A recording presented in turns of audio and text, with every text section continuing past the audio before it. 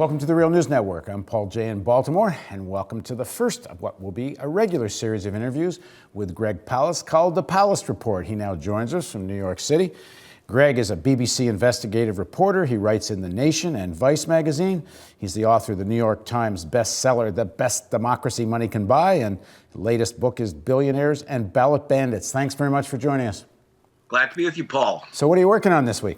I've been kind of playing with this oozing black snake, this kind of viperous tube of sludge called the Keystone pipeline. And so I've been investigating by kind of pushing myself through this sludge pipe and seeing what is stuck in the ooze.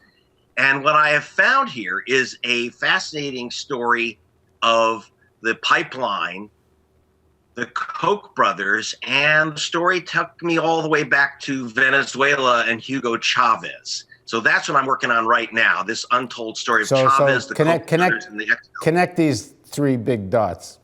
Three big dots. Okay. The XL pipeline, Keystone pipeline, is the proposed pipeline, extension of a pipeline that would take tar sands oil from Canada. What they do is they have big bulldozers that rip up the earth. They melt the dirt. They melt the sludge, and there's this heavy goo that's kind of like hot asphalt, which they want to move down to refineries, down to Houston, Texas. And my first question was, what? Why? Isn't Texas where oil comes from? In fact, that's our big oil exporting state is Texas. So why are we taking oil from Canada past the north, the northern tier of the U.S. where we can use heating oil? Why are we taking it down to Houston? It's Coles to Newcastle to the Gulf Coast, and the answer is Koch. The Koch brothers are the owners of the big refineries, like the Flint Hills refinery, along the Gulf Coast of Texas. And you have to understand, refineries, these kind of giant filth machines, are actually very sensitive instruments. They can't just suck up and refine any old oil and throw filth into the air. They're very specialized machines. And the Gulf Coast refineries, especially those controlled by the Koch brothers at Flint Hills, can really only handle heavy crude oil. So the stuff that's in Texas itself, West Texas crude, which is light and sweet, it's good oil. It doesn't filled with a lot of crappy sulfur. That's no good for the Texas refineries. Rather, they need that heavy, gunky stuff, which is ultra polluting. So there is a controversy right now. And there will be a big demonstration against the XL Keystone pipeline on February 17th in Washington. And I wanted to know why we're taking oil from Canada across the entire United States to Texas. And again, it's because the Kochs want it. Now, why do they want it? The answer is right now, they're getting their oil. The only place they can get lots of heavy crude oil, if you want heavy crude, you got to get it from a heavy dude named Hugo Chavez, the president of Venezuela. And one thing about Chavez, who I've known for many years, is that he doesn't let go of his nation's oil on the cheap. He is a cornerstone of OPEC, and Venezuela's been selling heavy crude at a premium to the price paid in Texas. It costs more to get heavy oil from Venezuela than it does to get light oil down the road from Texas. But they have no choice, the Koch brothers, but paying Hugo for his gunky oil. Now, on the other hand, the Canadians not only are selling for less than Texas oil, they're selling as of today, if you check out this week's reports, about $33 a barrel less is the price of West Canada Sands, WCS oil as they call it, versus WTI, the West Texas Intermediate. So you're saving about $35 a barrel,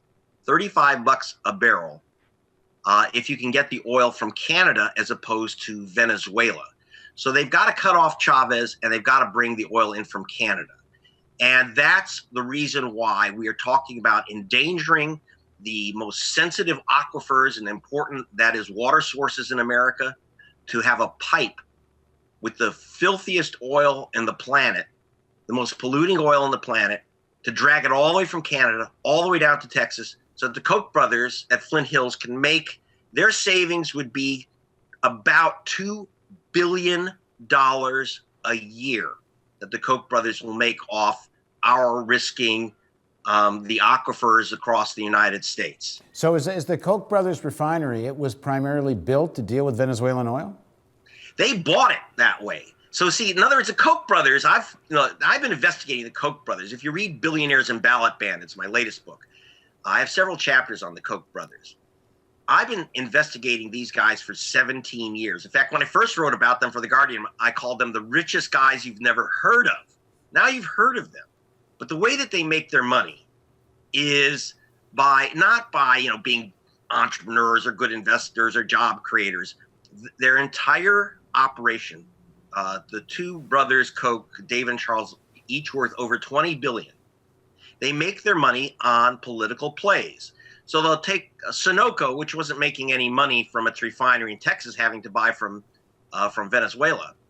They took over Flint Hills and figured, aha, we'll just do the political play. If we can use our political muscle to jam a pipeline across through the guts of the United States down to Texas, and most people would think that that's mad, taking tar oil from Canada, bring it to Texas, to the Gulf Coast. We can make a killing. And by the way, they make an extra killing. When the Republicans were talking about the XL Keystone pipeline making us energy independent, first of all, that assumes, by the way, that Canada is a suburb of Seattle. Well, there's some truth to that, but go on. Yeah, I know some Canadians feel that it works that way. We're not energy independent if it comes from Canada, but if it comes from Canada, let's assume that this is our buddies because they'll give us the oil cheap. That's what makes them our buddies. It also undermines Hugo Chavez. They have to undermine Chavez, which they want to do for geopolitical reasons. And but then the oil will not be used in the United States. It will be refined mostly for gasoline that will be sold at a premium in the Caribbean. Remember, these refineries are in the Gulf Coast. Selling it, then running that stuff back into New Jersey is not a moneymaker. The way you make the money is you sell gasoline in places that don't have the refining capacity and will pay a premium, like Jamaica, Santo Domingo. That's where your money's going to be made. So this is oil from Canada, which will then go into the Koch refineries and sold into the Caribbean. Right. And we are paying the price in two ways. One, the massive danger of a break in these pipelines, which happen all the time. And that would be disastrous given the areas it's going across. And the second is that because it will now open up new fields in Canada, because it will open up make more tar sands finds economic, because they'll have a market for it, we are going to have a massive, massive, massive increase in global warming chemicals that will be thrown into the air by the process of both the drilling, the refining, and the ultimate use of this product, which is absolutely the filthiest oil. Yeah, I think the Canadian tar sands, I think, is number one or close to number one producer of carbon emissions in a single place on the planet. Yeah, I mean, Alberta is basically is becoming a big dirt smokestack. And now Obama has not made a decision on this. That is, he was afraid to approve the Keystone XL pipeline before the election because he knew he would be lynched by environmentalists and people of Kansas and Nebraska and where the pipeline comes down. But now that the election's over, look out. In fact, my money would be on Obama approving the Keystone XL. There is a tremendous amount of pressure from the Koch brothers and from other oil interests. Plus, it plays into the administration's game of a wide-scale attack on Hugo Chavez. And that, by the way, includes the choice of John Kerry who started this week as our new Secretary of State. Senator Ketchup, remember his fortune is based on marrying into Mrs. Ketchup, Mrs. Heinz. And Heinz has had a running battle with Venezuela because Heinz property was confiscated by Chavez's government in a land reform move. So, you know, if those tomatoes going into those bottles have now those plants, ketchup plants, are taken over by the Chavez government for the workers there. And so John Kerry is a longtime Chavez hater. This administration has totally swallowed, repeated, and amplified the anti-Venezuelan propaganda and foreign policy of George Bush. All right, thanks very much, Greg. And Greg will be back in a couple of weeks to tell us what he's working on. Thanks for joining us. You're very welcome, Paul. And thank you for joining us on the Real News Network.